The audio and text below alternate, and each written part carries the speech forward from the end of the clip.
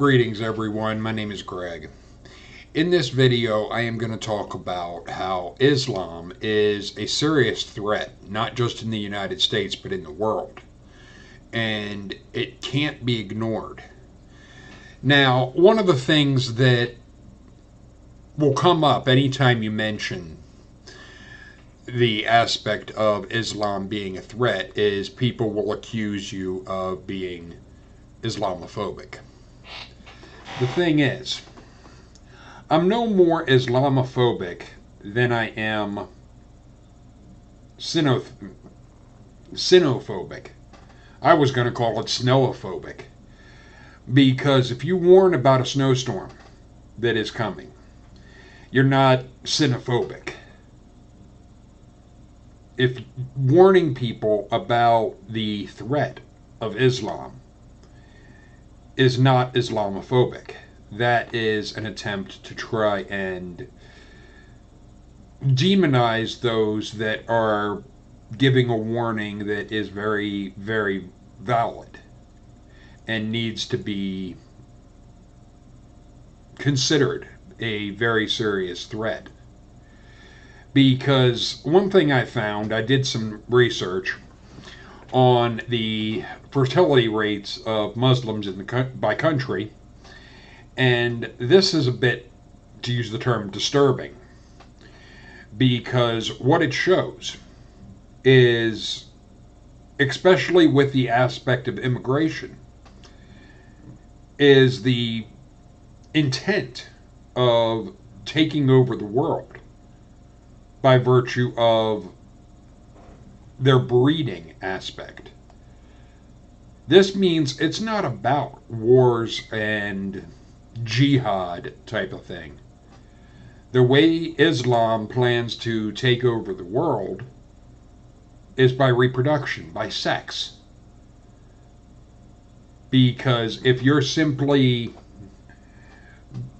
looking at it from the aspect of the numbers and the population, there are Muslims all over the world, and they're breeding at rates that surpass everyone else, which just by sheer population numbers, they're going to outnumber people very soon. But one of the things that was brought to my attention in my research was I came across this video. It was done by Fox News, and I want you to see this because there's something that the Young Turks did that I want you to also see. But first, check this out. You know, we've been telling you all about France's no-go zones, hundreds of Muslim-controlled areas around Paris that outsiders and cops don't dare to explore. They chose just to give it up.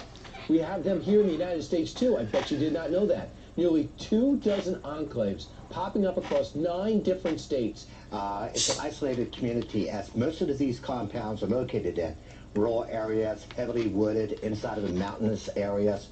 What goes on in these campuses? A lot of people say, hey, there are Jewish camps in the country, Christian camps in this country. Why can't we have a Muslim camp? Because these are truly no-go zones. And when you go up into them, you're specifically told to leave these particular areas. And they're particularly dangerous. And we're watching right now. Where are we seeing this footage from? This is a video they put out for the people inside of the compounds so that they learn how to do terrorist-type training. They teach them how to kidnap people, how to strangle them, how to kill guards, how to do guerrilla-type warfare training.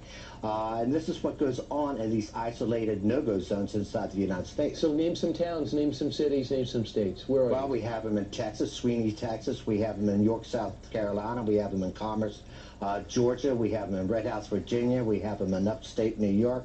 We have them in California. We have them in Michigan.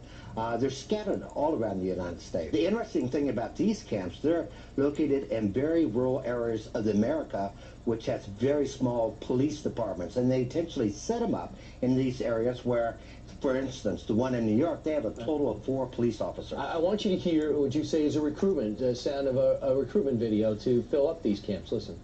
You're most welcome to join one of them. advanced training course in Islamic warfare, or in Michigan, or in South Carolina, or in Pakistan, wherever we are, you can reach us. That's very serious. And what I'm showing you right here, there is actually in upstate New York a town called Islamburg. Seriously. There is a town in upstate New York called Islamburg. But we're not supposed to think that Islam is some kind of threat. Really? Especially with videos like this. But one of the things that I looked up as well is the aspect of no-go areas. And this is on Wikipedia.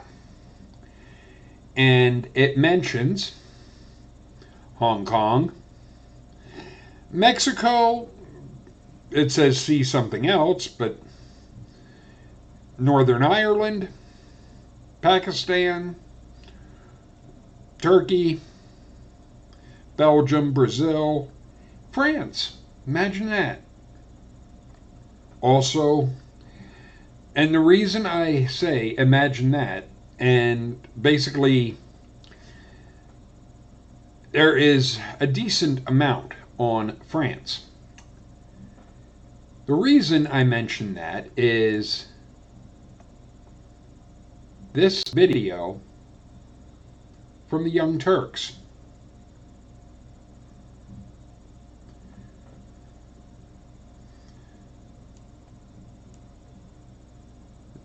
Okay, it looks like it's... Alright, there it is. Fox News does not often apologize for its errors or even acknowledge its errors, but it was forced to over the weekend.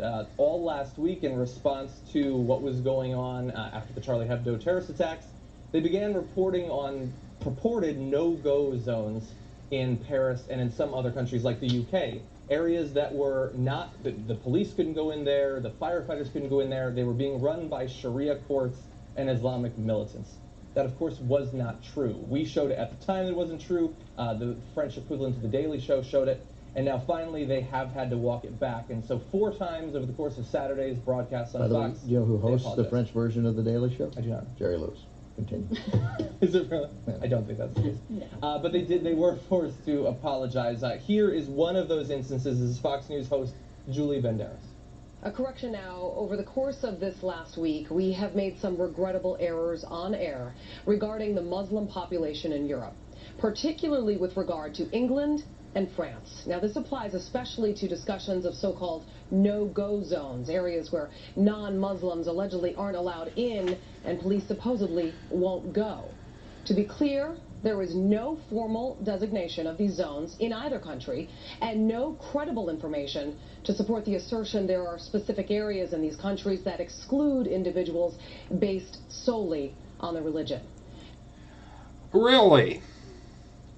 Yet we have over here in Wikipedia in France an early usage of the term regarding Europe was in a 2002 opinion piece by someone of the New York Times, where he wrote about France. Arab gangs regularly vandalize synagogues here.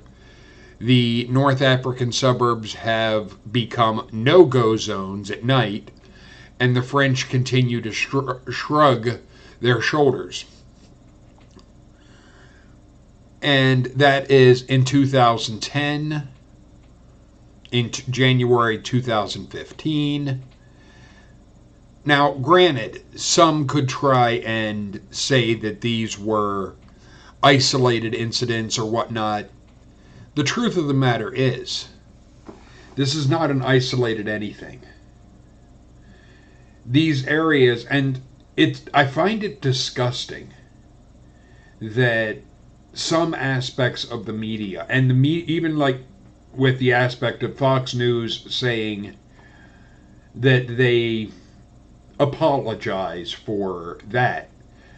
Here's another thing that I came across that is from the city of Paris. Check this out. The city of Paris has threatened to sue Fox News over an erroneous report the network made claiming Paris had no-go zones for police and non-Muslims. The network later apologized for the error. Paris Mayor Anne Hidalgo told CNN on Tuesday, "When we're insulted and when we've had an image, then I think we'll have to sue.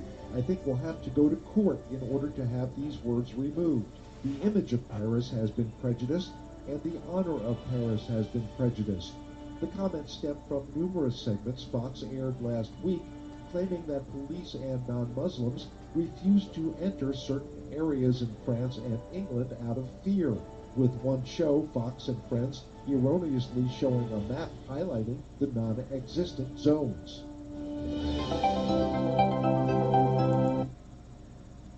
Why would you try and sue to get words removed? You can't remove words. And if it's not true, basically the idea of trying to say that something is, to use the term, fake news that we've heard about in more recent aspects, and I'll have a link for this in the description bar, because it goes into the aspects of this report. The thing is, it's not just isolated cases, and the aspect of when you have video of these areas where they're showing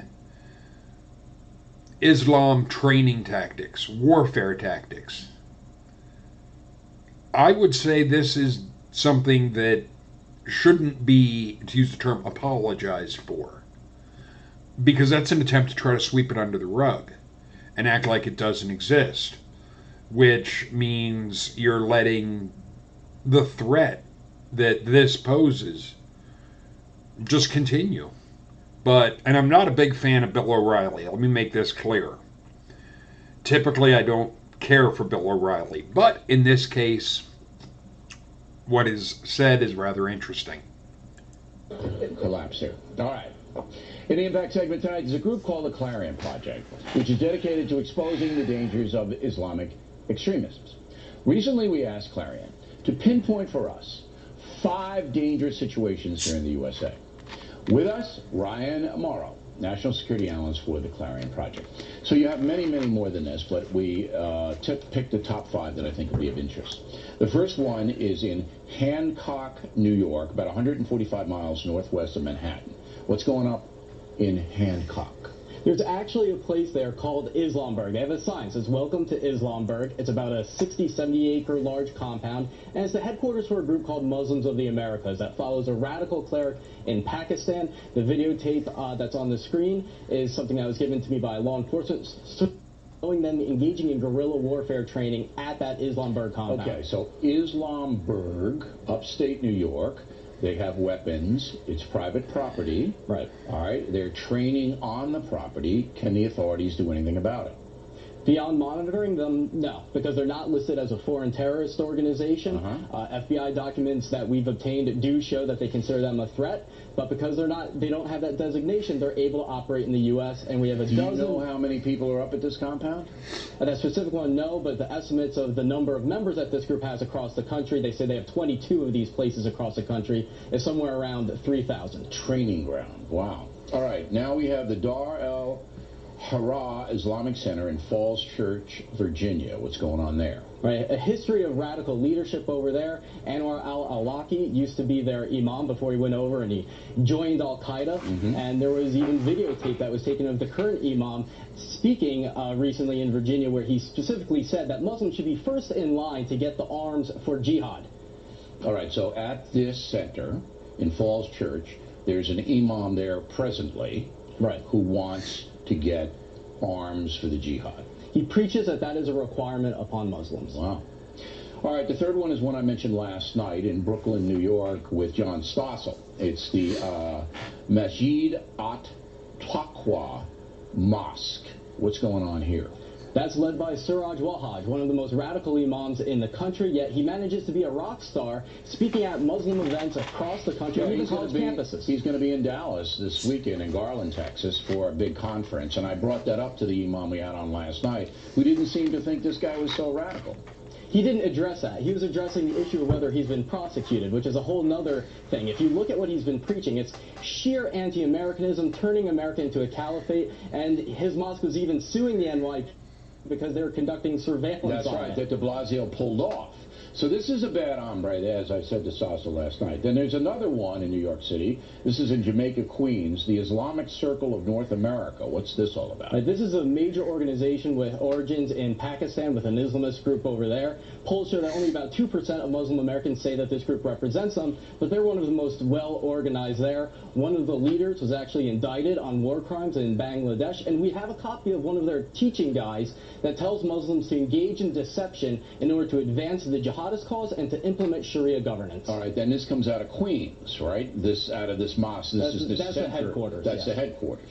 All right, and finally, and this is the most controversial one, you have CARE, the Council on American-Islamic Relations, and they've been on this program. They do a lot of media. And what are you saying, that they're a dangerous group? Yes, they are basically a political influence operation of the Muslim Brotherhood, according to the Justice Department, not according to me. They specifically listed CARE as an entity of the U.S. Muslim Brotherhood, specifically its Palestine Committee that was secretly set up to advance the Hamas agenda. And the FBI wiretapped their leaders in 1993, talking about setting up CARE so that they could influence the media in their direction. Well, and that's what they do. They come out and they say, look, we're moderates, and we just want to give you our point of view. But you say that they're directly tied into terrorist groups? Into the Muslim Brotherhood, yes. Which is a terrorist group.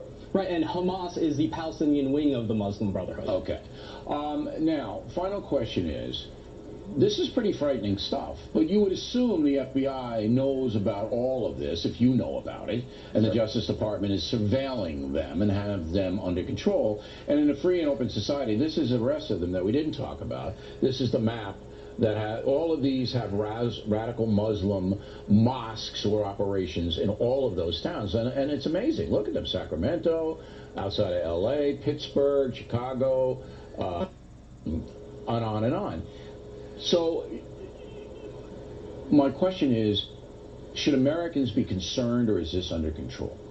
It can't be under control just through monitoring them. And again, when it comes back to the issue of the ideology, which President Obama refuses to recognize, that's the problem here. It's not just about the person that's setting off the bomb. It's about the overall ideology that combines mosque and state, that justifies jihad anywhere, and we need Muslim leaders to step up and fight against those interpretations. The most positive news I've seen is the poll that showed that these organizations have so little support among Muslim Americans. Right. All right.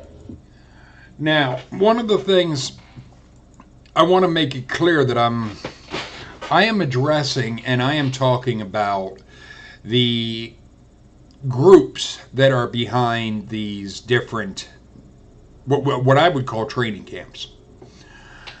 That's what I feel we need to have.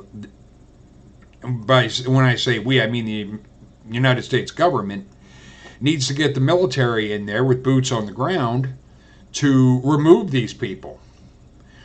Because, frankly, if the ATF considered David Koresh a threat because he had stockpile of weapons, he had a compound type of thing, and they pretty much burn him out type situation, and he wasn't doing even a tenth of what these Islamic areas are doing, I would say we definitely need to get the military in there with boots on the ground to take care of this situation. Because frankly, the idea of terrorist training camps in the United States should be unacceptable. It should be considered basically a violation of our society. And it's something that I want people to be aware of, the threat that Islam poses. Now, I'm not talking about basically the pew warming or typical type of Muslim. I'm talking the kind that are behind these, in camps like this and training facilities. Because the truth of the matter is, when it comes to the subject of religions, this was one that I had noticed. Christianity is still at the top with 2 billion, but right below it is Islam at 1.2. And when you take in to consideration the aspect of the rate at which Muslims are reproducing, before long they will quickly surpass the number of Christians. It's just a matter of time. And to try and act like you shouldn't do anything until it is in your face, largely then it's too late. And that is where you have, especially if things would wait until Muslims are taking over the United States before any type of action is done, it'll be a case of too little too late. One thing that I thought was interesting when I was looking things up, the aspect of Islam. Islam means submission. Being submissive to the tenets and so forth of Allah.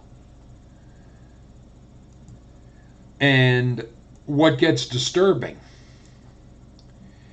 is things like this. They're against democracy. They just want Islam, which means submission. They want a theocracy, not a democracy. But what's also disturbing is the aspect, you hear it a lot, jihad. Jihad is more than a holy war. It is an exertion or struggle in achieving the ways of Allah. Basically, it is violence in order to bring about their ideology. Then there's this. Islam will dominate the world, freedom can go to hell. That, and like I've said, they'll dominate the world by reproduction, not war, because they can't by war. All they can do is outbreed. But if they're left alone because of this fear of being termed Islamophobic, if they're left to breed and populate the world like they want to and basically take over, immigrate into other countries which will spread Islam like a cancer, if you ignore cancer in your body, it'll take you over. And that is exactly what we're facing with Islam. America is being invaded by Islam. It's very serious. Because Islam is not about peace. It is about conquest through violence. It should be considered as much of a threat as the Christian Dark Ages would be. If Christians would be able to be going around doing the witch burnings that they did and the behaviors that they were doing during the Dark Ages, if that would be happening today with Christianity, they should be considered the same amount of a threat. But the truth of the matter is, they have stopped their behavior because when the Christians were doing that, they had the support of the government type of thing. They had a theocracy. And the big difference between Christians and Muslims is most Christians are lazy. They don't want to even read their own Bible. They don't know what's in their own book, let alone to actually take the time to get involved in any type of paramilitary training. Oh, there are some that would be survivalists and so forth that could fall into that category. But in the aspect of Christians versus those that are preparing for some kind of survivalist mentality, it's not like it is with Islam. Yeah, Christians have their end of the world ideas, but in that regard, they're lazy. They have this idea of they're not going to have to do anything. They'll sit back and wait for their God, their Jesus, to do everything for them. They're too lazy to get off their ass and do anything.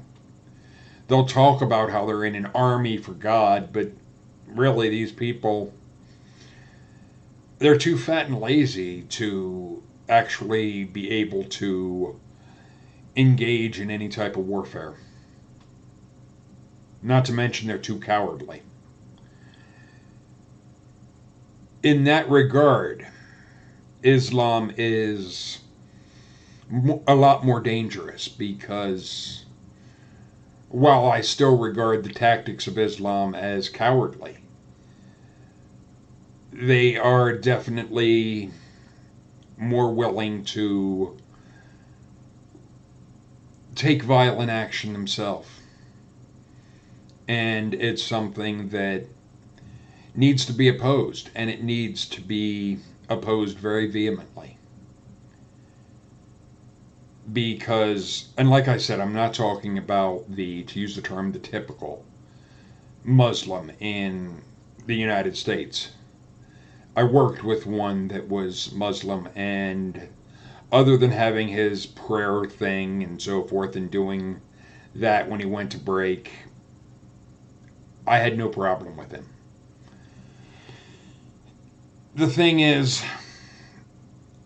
someone like that was not doing this jihad and all that other happy jazz.